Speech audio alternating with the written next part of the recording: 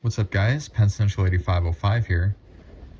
I have been seeing a lot of discussion in the model railroading community lately about starter sets, and I really have to agree with the general consensus on them. Many modern starter sets really honestly kind of suck. I mean, let's take a look at some recent examples here. Take a look at these two. We have the Rising Sun starter set and the Pennsylvania Flyer set. Both come with a 080 steam locomotive, 2 freight cars, and a caboose. And other than just a loop of track and a line chief remote, really nothing else. There's not much of value here. Now, yes, the Rising Sun set does have a pretty nice livery and removable truck trailers, but other than that, there really isn't really anything to do other than run the set. Or let's take another example here. Here we have the Patriot U36B set from 2016. Very, very cool livery, and they did bring back the U36B, which I commend them for that.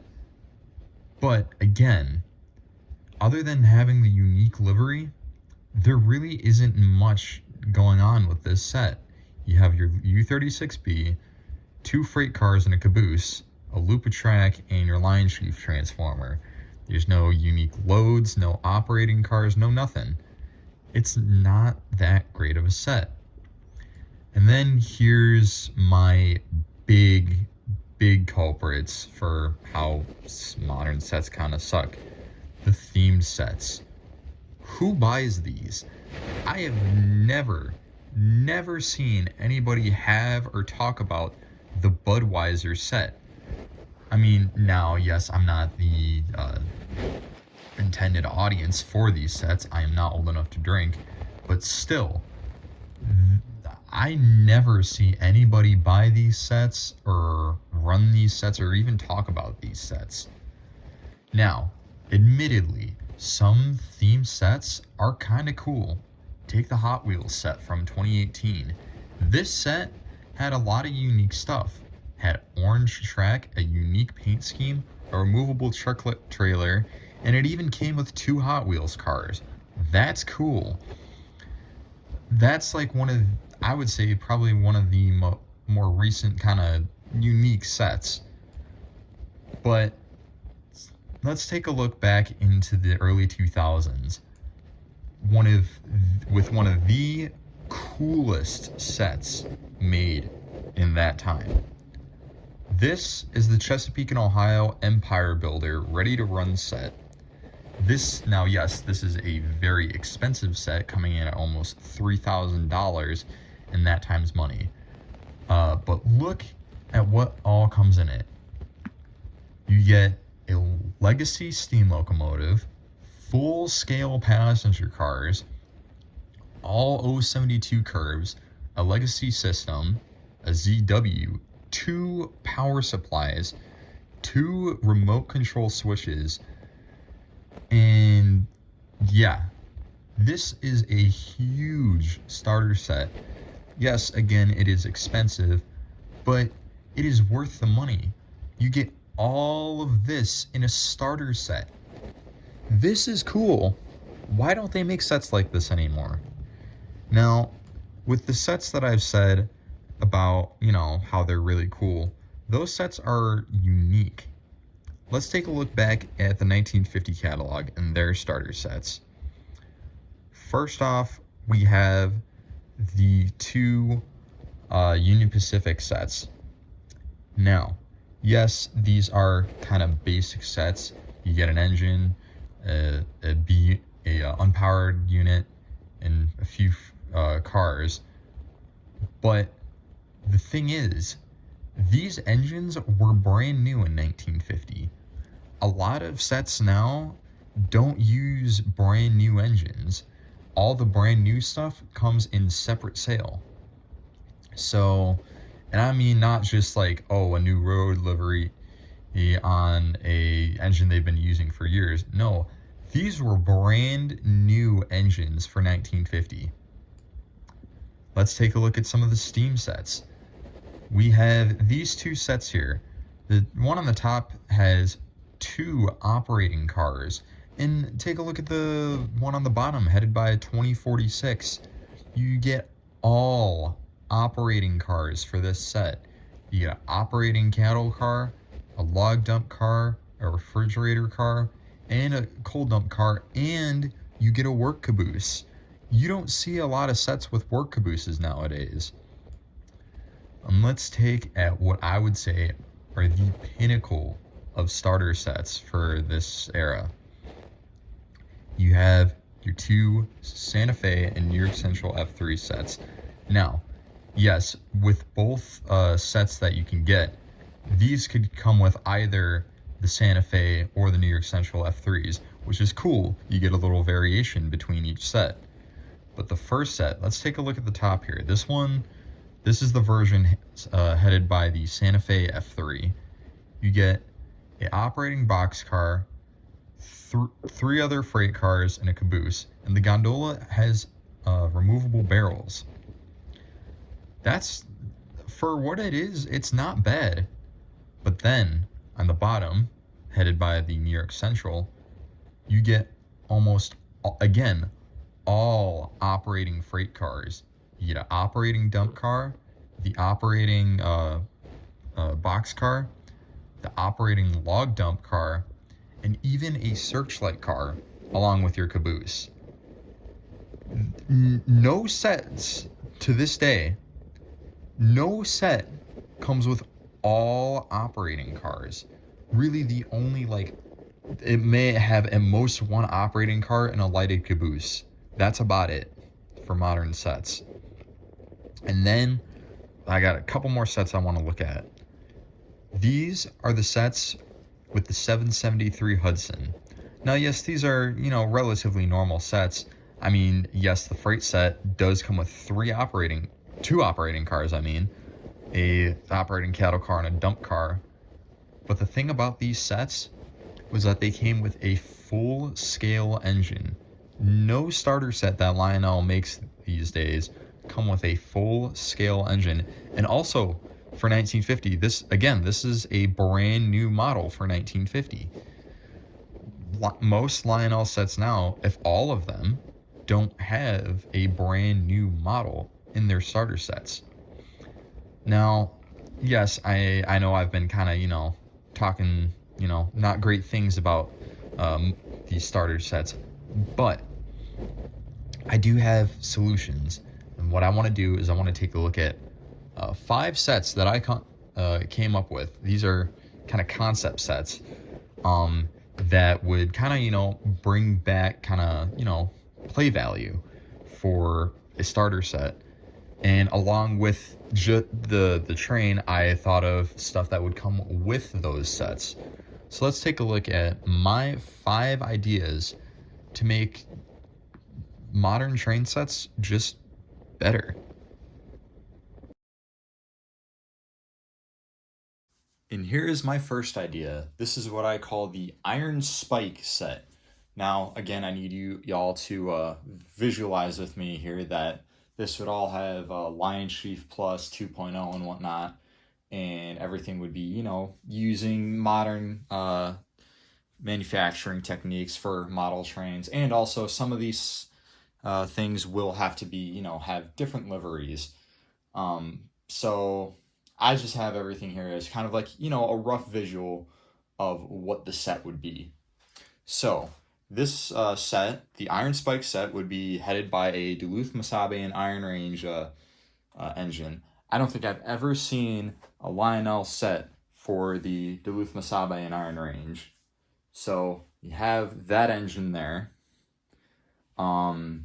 Next up, you have a automatic dump car that would come with, a packet of coal so you can dump the coal. There would be a operating searchlight car, kind of like the post-war version. It would come with 2 ore cars. Now, yes, I know my ore cars here are lettered for the Pennsylvania and the Milwaukee Road, but if this was going to be an actual set, I would have these cars lettered for the Duluth Masabe and Iron Range. Then you'd have a Great Northern boxcar, and at the rear, a Duluth Mesabi and Iron Range bay window caboose. So, yeah, that is this set here.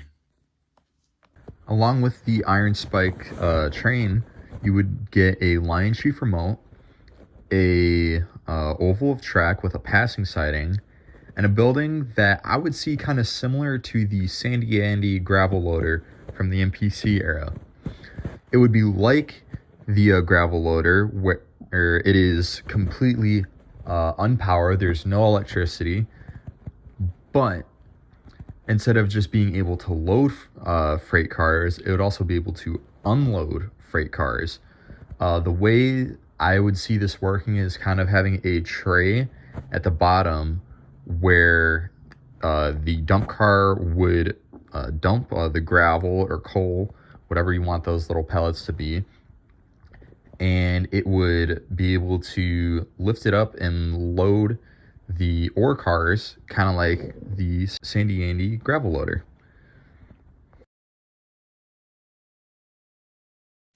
This set here is what I call the Detroit Special. This set would be headed by a Chesapeake and Ohio steam locomotive, followed by 3 auto loaders, 4-car auto loaders, all with different types of cars, and it would be ended by a lighted caboose. Now, I did a little research. The Chesapeake and Ohio did eventually make it to Detroit, so something like this could have happened. And yeah, that is the Detroit Sprinter. Along with the Detroit Special, it would come with a Lion Chief remote, an oval of track with a siding, and a unloading ramp to unload your vehicles from the auto carriers. So this is my third set idea. This is called the Keystone.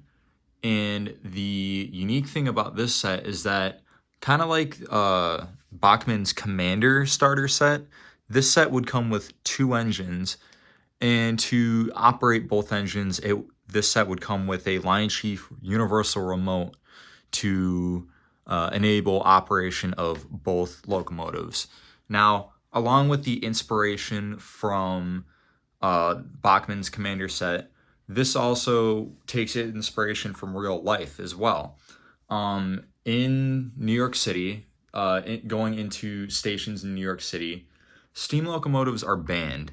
So what they would do, what railroads like the Pennsylvania and the New York Central would do, is before entering the city, if a train was being headed by a steam locomotive, they would switch it out for either a diesel or electric locomotive to bring it into the station. So, yeah. Along with the 2 engines, the passenger cars, and the universal remote, it would also come with a oval of track with a siding and a station platform to add just that little extra play value. So set number 4, this is a big set. This is what I call the Atlantic Sprinter. This set is a more budget-friendly version of what the next set is going to be. And this set is based on Eastern railroads. And yeah, so it is headed by a Pennsylvania Railroad steam locomotive, has a New York Central flat car, a Sunoco tanker, a Lehigh Valley gondola, another flat car. I don't know what railroad it would be lettered for, but yeah, a Pennsylvania Railroad boxcar, a New Haven boxcar, a Reading gondola, and a Pennsylvania Railroad caboose. Along with the Atlantic Sprinter train, you get a large oval, as this is going to be a long train, so you're going to want a larger oval. It also comes with a universal remote, a small extension bridge, and a set of telephone poles to add a little extra scenery. And here is set number 5, the biggest set here. This is what I call the Continental Limited. This would be a Union Pacific set, just like Bachmann's Overland Limited set, which that in itself is a pretty large set. It comes with 9 freight cars and a 484 Northern. Now, this set is going to be a little different. I mean, other than it being O gauge, it would come with a Union Pacific Berkshire, not styled like the one we have here. This one would be styled like Lionel's number 8002 from the MPC era, because honestly, I can't really see this set being pulled by anything other than that. And behind it, it would have a Santa Fe operating livestock car, a 2-bay dump car, a depressed flat car with with an electrical reel and a detachable searchlight, a Santa Fe refrigerator car, a Western Pacific box car, an Illinois Central tank car, a flat car with a boat on it, a hopper car. Now the hopper that I have here is a Lehigh Valley hopper, but if this were to be a real set, I would probably have it lettered for something like Santa Fe or Southern Pacific, like that. Something like that. And then there's a Burlington gondola, and it would have a Union Pacific caboose. So the overall theme of this set is more Western and Midwest railroads. So yeah, this thing is huge. This set would have a lot packed with it. It would come with a large extended figure 8, a Lion Chief remote, the corral needed for the operating livestock car, a tray for the dump car, a short extension bridge, and a set of telephone poles for scenery. And there you have it, guys. I hope you guys enjoyed. This was a real project for me to do. This was my first time doing kind of voiced over stuff, and yeah, this was kind of just a little more opinionated. I know I'm kind of a more fact-based channel, but I wanted to try doing something a little different. I want to thank Leather Jacket Guy and Chicagoland Railroader for kind of inspiring me to do this. I saw their videos and it really got me thinking about how modern sets can be improved. And I thought by maybe kind of throwing out some ideas out there for new sets, by using what I have as kind of inspiration, I thought it would make for, a neat little video idea. And I want to thank everybody who's been liking and subscribing and all that. As of recording of this video, we are at over 230 subscribers, which that is awesome. I want to thank you guys so much, and I hope you guys are having a wonderful day. This will be Penn Central 8505 out.